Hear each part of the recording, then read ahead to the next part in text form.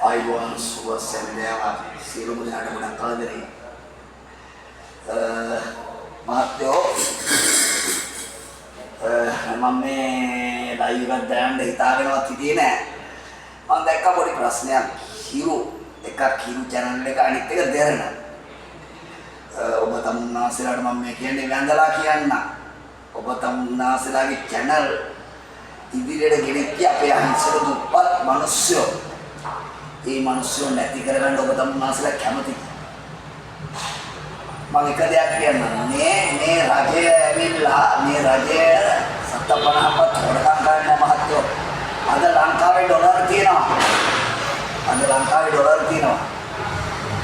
යුද්ධේ නිසා නැවුන්නේ එක. යුද්ධේ නිසා පිටරටවල තියෙන ප්‍රශ්න නිසා ලංකාවට ගොඩක් අලාභහානි සිද්ධ වෙලා තියෙනවනේ. ඉතින් ඒක අනුර කුමාර මහත්තයාගේ වරදක් නෙවෙයි මහත්තයෝ. ඔයාලා දෙරණයි. ඔයාලා හිරු එකයි.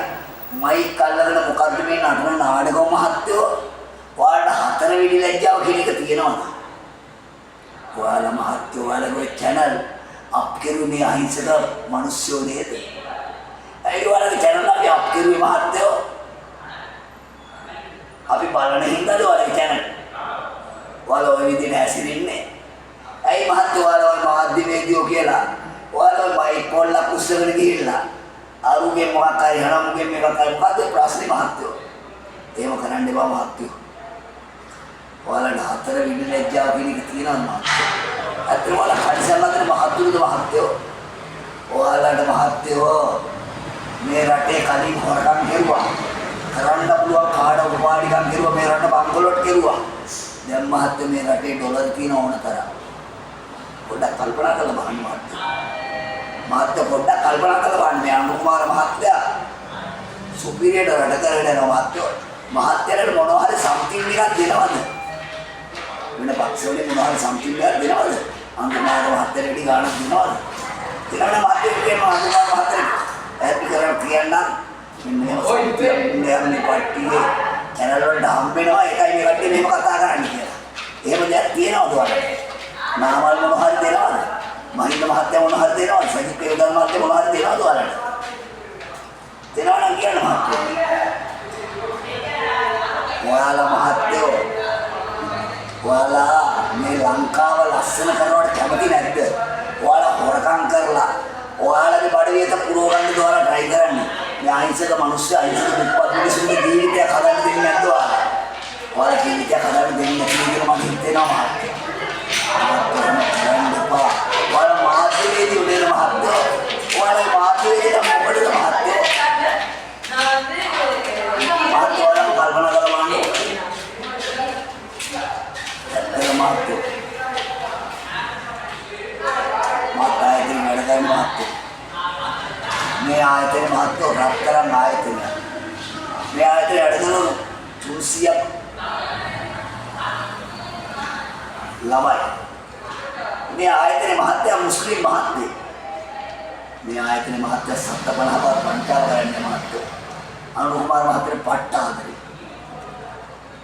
ඇයි මහත්තයෝ ඔයාලා රටට ආදරේ නැද්ද? ඔයාලගේ බඩවියත රට ගන්න විතරද ඔයාලා try කරන්නේ? මහත්තයෝ එහෙම කරන්න එපා. ඔයාලගේ කැරල් අප් කරගෙන ඔයාලා එක ප්‍රශ්න දාලා ඇයි මහත්තයෝ මේ රටේ ඩොලර් දැන් තියෙනවනම් ඩොලර් සංචිතයක් වුණා නේද මහත්තයෝ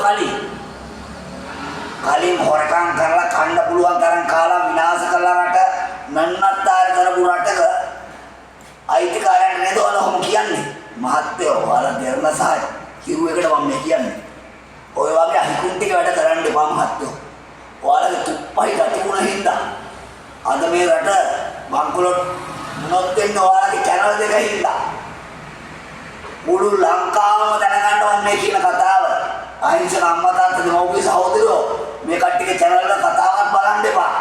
මේ කට්ටියගේ channel වල ඇවිල්ලා අහිංසක ඉස්කෝලේ ළමයින්ට බලන්න බැරි දේවල් මේ කට්ටිය දානවා. එහෙම කරන්න එපා මහත්තයෝ.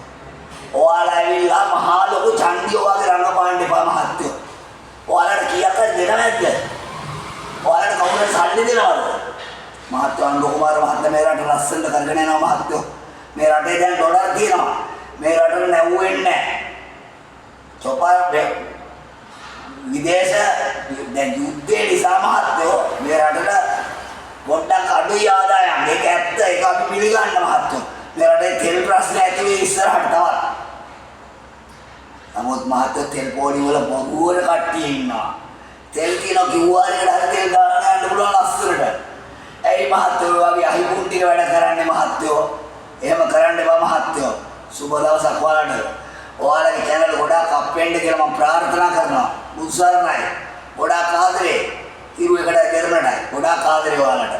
ගොඩාක්ම ආදරේ ඔයාලට. ඔයාලා අනුන්ගේ කණ්ඩ පුරුදු වෙන්න එපා මහත්තයෝ. සුබ දවසක් ඔයාලට. මුසාරණයි.